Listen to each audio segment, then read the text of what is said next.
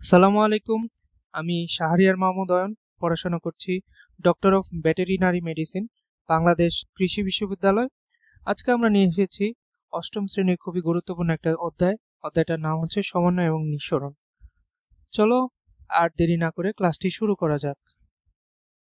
জীবের সমন্বয় একটি অতি গুরুত্বপূর্ণ বিষয়। প্রাণীর মতো উদ্ভিদের বিভিন্ন কাজের মধ্যে সমন্বয় প্রয়োজন হয়। জীবের মধ্যে বৃদ্ধি, প্রজনন, বংশবিস্তার, অনুভূতি গ্রহণ ও প্রতিক্রিয়া সৃষ্টি ইত্যাদি বৈশিষ্ট্য রয়েছে। এখন জীব কি? যার মধ্যে জীবন আছে সেই হচ্ছে জীব। এখন যার মধ্যে জীবন আছে সে অবশ্যই বৃদ্ধি অর্জন করবে, প্রজনন করবে, বংশবিস্তার করবে, অনুভূতি গ্রহণ করবে, প্রতিক্রিয়া সৃষ্টি করবে। এইসব বৈশিষ্ট্য তার মধ্যে থাকবেই। আর এইসব বৈশিষ্ট্যের মধ্যে যে সম্পর্ক স্থাপন করার পদ্ধতি, ওই পদ্ধতিটাই হচ্ছে সমন্বয়। এখন উদ্ভিদে এই কাজগুলো করার জন্য হরমোনের গুরুত্ব অপরিসীম। হরমোন কি? হরমোন হচ্ছে একটা জৈব রাসায়নিক পদার্থ, যেটা হচ্ছে প্রোটিন জাতীয় পদার্থ বা আমিষ জাতীয় পদার্থ। হরমোন নামটার সাথে আমরা সবাই পরিচিত। হরমোন মূলত আমাদের বৃদ্ধি, আমাদের প্রজনন, বংশ বিস্তার, দাড়ি গোঁফ গজানো, এই কাজগুলো সম্পাদনের জন্য হরমোন গুরুত্বপূর্ণ ভূমিকা পালন করে। এক্ষেত্রে প্রাণীর মতো উদ্ভিদের আলাদা কোনো তন্ত্র থাকে না। নিম্ন শ্রেণী ব্যতীত উচ্চ শ্রেণী প্রাণী দেহে বিভিন্ন জৈবিক কার্যাদি সম্পাদনের জন্য নির্দিষ্ট তন্ত্র থাকে। নিম্ন শ্রেণী বলতে কি? যেমন ব্যাকটেরিয়া, ভাইরাস, এগুলো ব্যতীত উচ্চ শ্রেণীর প্রাণী যেমন আমরা, দেহে বিভিন্ন জৈবিক কার্যাদি সম্পাদন করা। জৈবিক কার্যাদি এই যে বৃদ্ধি, প্রজনন, বংশ বিস্তার, এই বিভিন্ন জৈবিক কার্যাদি সম্পাদনের জন্য নির্দিষ্ট তন্ত্র থাকে। প্রতিটা কাজের জন্য একটা আলাদা আলাদা অঙ্গ রয়েছে, আমাদের দেহে তন্ত্র রয়েছে, সিস্টেম রয়েছে। এরপর হচ্ছে দেহের বিভিন্ন কাজের মধ্যে সংযোগ সাধন করা বা বিভিন্ন অঙ্গের মধ্যে সংযোগ স্থাপন করা। অঙ্গ কি? অঙ্গ হচ্ছে তোমার হাত একটা অঙ্গ, ঠিক আছে? তোমার হাতে একটা মশা কামড় দিল, হ্যাঁ? এখন তুমি এই যে অনুভূতি গ্রহণ করলা, এটা কি? এটা বলা হয় উদ্দীপনা।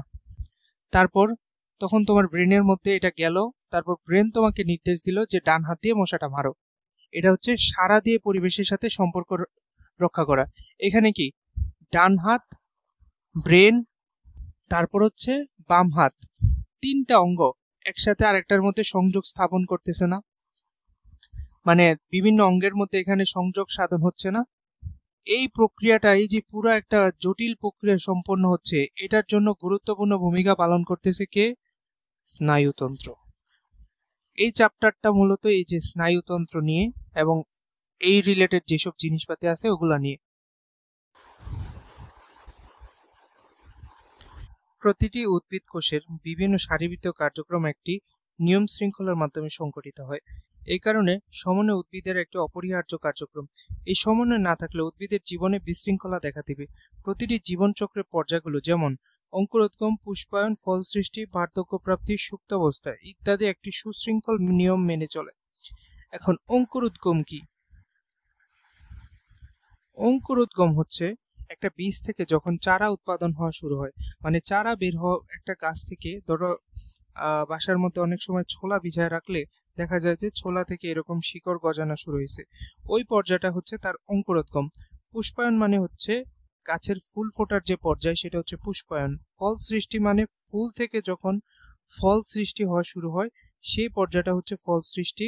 আর বার্ধক্য প্রাপ্তি মানে হচ্ছে একটা গাছ যখন তার বয়সের একদম শেষ দিকে চলে যায়, ওই সময়টা হচ্ছে বার্ধক্য প্রাপ্তি, মানে গাছটা বুড়ো হয়ে গেছে, তার জীবনে আর মানে তার আয়ুষ্কাল খুবই কম। আর সুপ্তাবস্থা হচ্ছে অনেক সময় দেখা যায় যে উদ্ভিদ বিভিন্ন প্রতিকূল অবস্থায় টিকে থাকার জন্য তাদের বৃদ্ধি বা বিভিন্ন ধরনের শারীরবৃত্তীয় কার্যক্রম সম্পূর্ণরূপে বন্ধ করে দেয়, বুঝছো?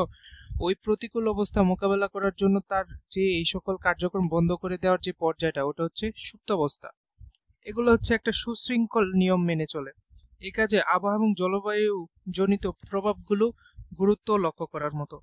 উদ্ভিদের বৃদ্ধি এবং চলন বিভিন্ন শারীরবৃত্তীয় কাজগুলো অত্যন্ত সুশৃঙ্খলভাবে বিশেষ নিয়ম মেনে সম্পন্ন হয়। এখন একটি কাজ অন্য কাজকে বাধা দেয় না। ধরো একটা গাছের পুষ্পায়ন, এই ফল সৃষ্টিকে কি বাধা দিবে? এখন একটা গাছে যদি ফুলই না ফোটে, তাহলে সেখানে কি ফল সৃষ্টি হবে? একটা আরেকটার সাথে সম্পর্কিত, কিন্তু একটা আরেকটাকে বাধা প্রদান করবে না।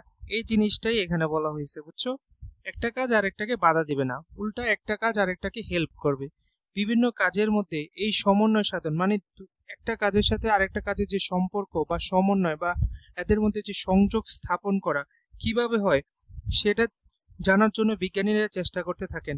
মত প্রকাশ করেন যে উদ্ভিদের বৃদ্ধি বিকাশ, বিভিন্ন অঙ্গ সৃষ্টি ইত্যাদি উদ্ভিদের দেহে উৎপাদন বিশেষ কোনো জৈব রাসায়নিক পদার্থের প্রভাবে হয়ে থাকে।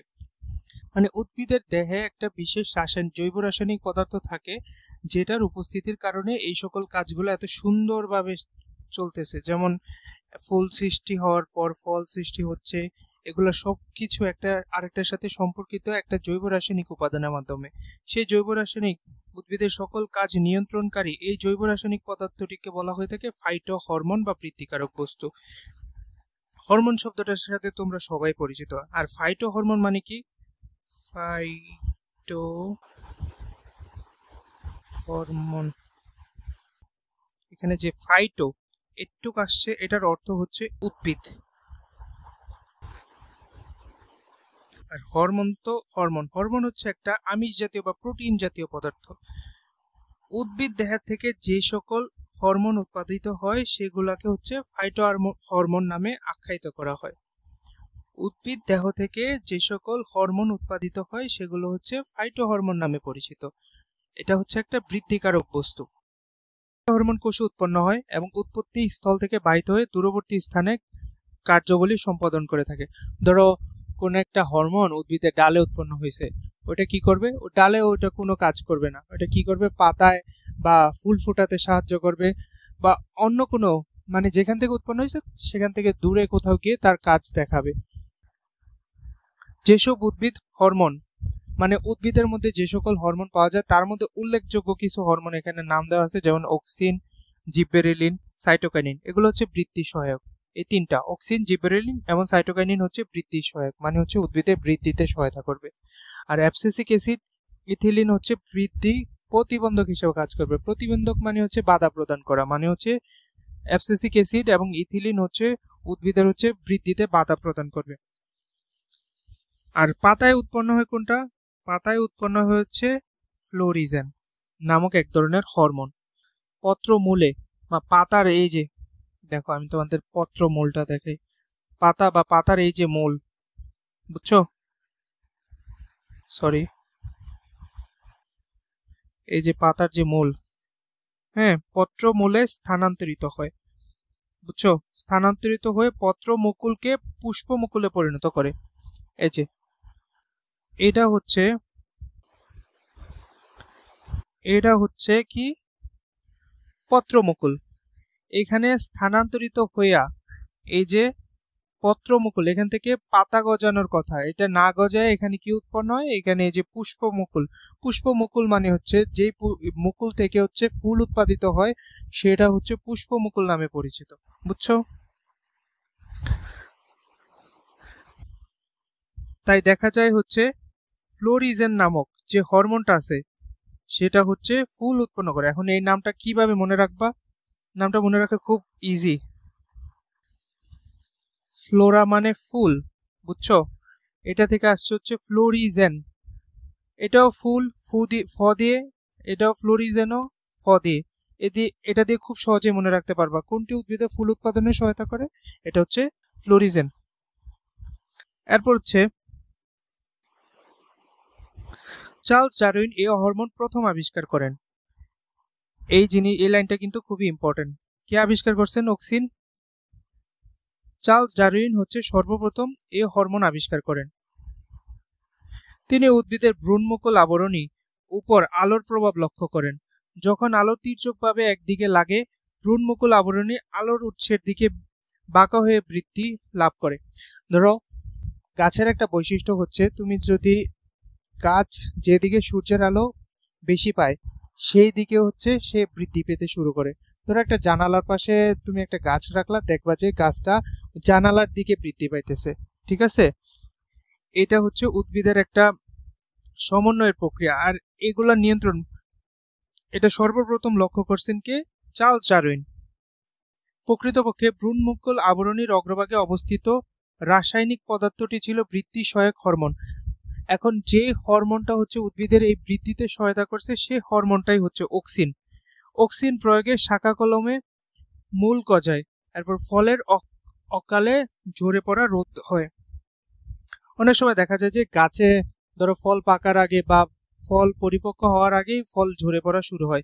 এক্ষেত্রে কি কৃষকের অনেক লস হতে পারে, বুঝছো? সেই জন্য কি করা যায় যে অক্সিন হরমোন প্রয়োগ করলে উদ্ভিদের এই যে ফল ঝরে পড়া রোধ হয়। তারপর হচ্ছে শাখা কলমে মধু গজায়। অনেক সময় দেখা যায় যে গাছের ডালপালা কেটে সেখান থেকে গাছ উৎপাদন করে।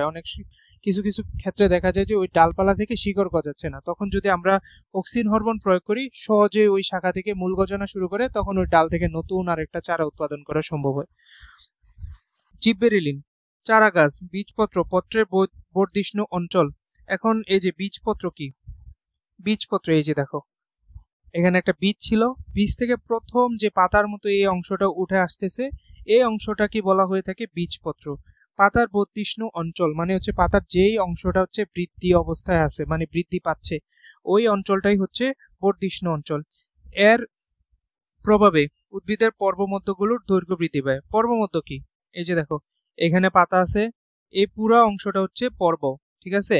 এখানে পাতা গজাইছে, এখান থেকে পাতা গজাইছে, এর মাঝখানে যে খালি ফাঁকা অংশটা আছে এটা হচ্ছে পর্বমধ্য। এখন কি হয়, আমরা দেখলাম কি এই যে জিবরেলিন হচ্ছে পর্বমধ্যের মধ্যে দৈর্ঘ্যের বৃদ্ধি পায়, পর্বমধ্যগুলোর দৈর্ঘ্যে বৃদ্ধি পেতে সহায়তা করে। তার যদি এই পর্বমধ্যগুলো এই যে লম্বা হয়ে যায়, এভাবে লম্বা হয়ে যায়, তার মানে কি গাছটা আকারে বড় হবে না? এই জিনিসটাই লাগছে দেখো। এর প্রভাবে উদ্ভিদের পর্বমধ্যগুলো দৈর্ঘ্যে বৃদ্ধি পায়। এজন্য খাটো উদ্ভিদে এই হরমোন প্রয়োগের ফলে উদ্ভিদটি অন্যান্য সাধারণ উদ্ভিদ থেকে অধিক লম্বা হয়ে থাকে। অন্যান্য নর্মাল যে সাধারণ উদ্ভিদ আছে এগুলা থেকে এটা আকারে আরো বড় হয়ে যায়। বীজের সুপ্ত অবস্থা কাটাতেও এর কার্যকারিতা রয়েছে। ধরো বীজ তুমি অনেক দিন ধরে এটা মাটিতে দিয়ে রাখলা, কিন্তু এখনো সেটা থেকে চারা গজানো শুরু হয়নি। এই সুপ্ত অবস্থা কাটানোর জন্য তুমি যদি জিব্রেলিন দিয়ে দাও, হরমোন ওইখানে প্রয়োগ করো, সেক্ষেত্রে দেখা যাবে যে বীজগুলা থেকে চারা গজানো শুরু হয়ে গেছে, বুঝছো? এরপর হচ্ছে ইথিলিন। এই হরমোনটি একটি গ্যাসীয় পদার্থ। ইথিলিন হচ্ছে একটা গ্যাস জাতীয় পদার্থ, এটি ফল পাকাতে সাহায্য করে। অনেকে এই যে আমাদের ক্ষেত্রে অনেকেই দেখা যায় যে অনেক কৃষকরা ইথিলিন প্রয়োগ করে, ধরো কাঁচা কলা আছে বা কাঁচা কোনো ফল আছে এটার মধ্যে ইথিলিন প্রয়োগ করে, ওইগুলা কি হয়, ওই ফলগুলা কাঁচা থেকে কৃত্রিমভাবে পেকে যায়, বুঝছো?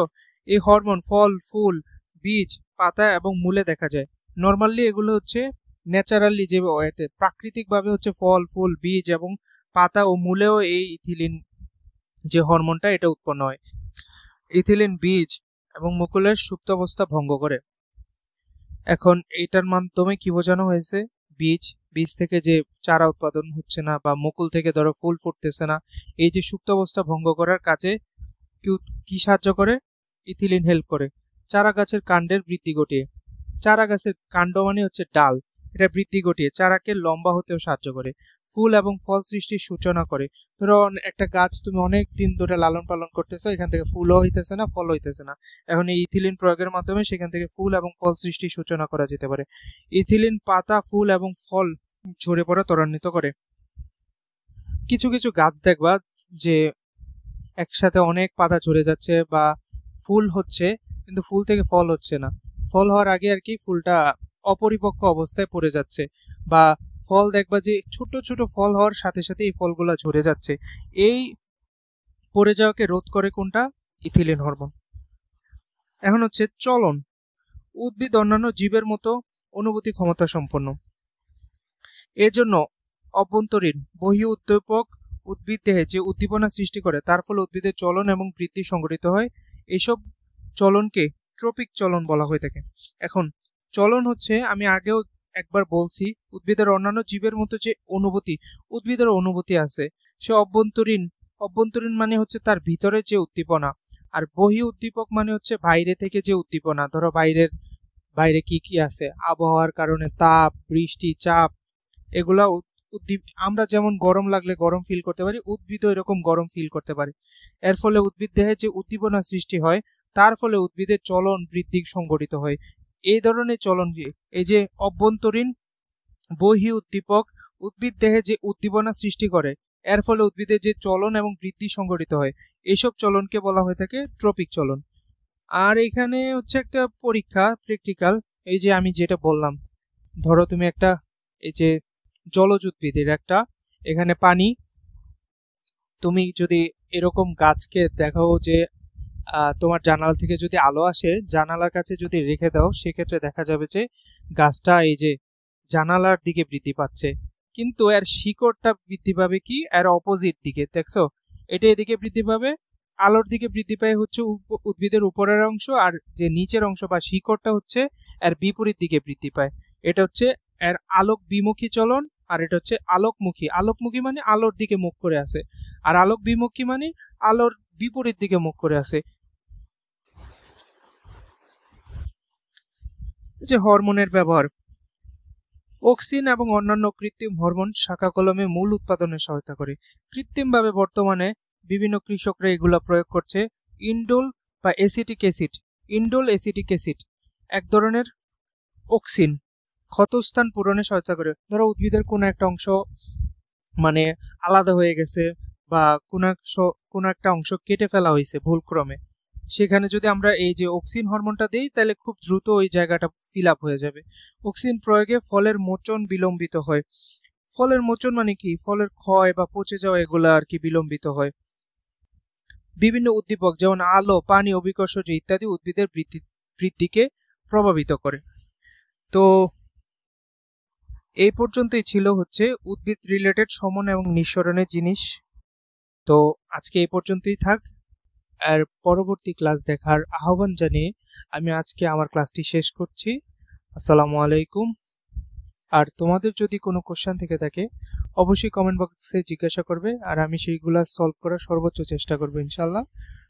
তো ভালো থাকো, আরেকবার আসসালামু আলাইকুম।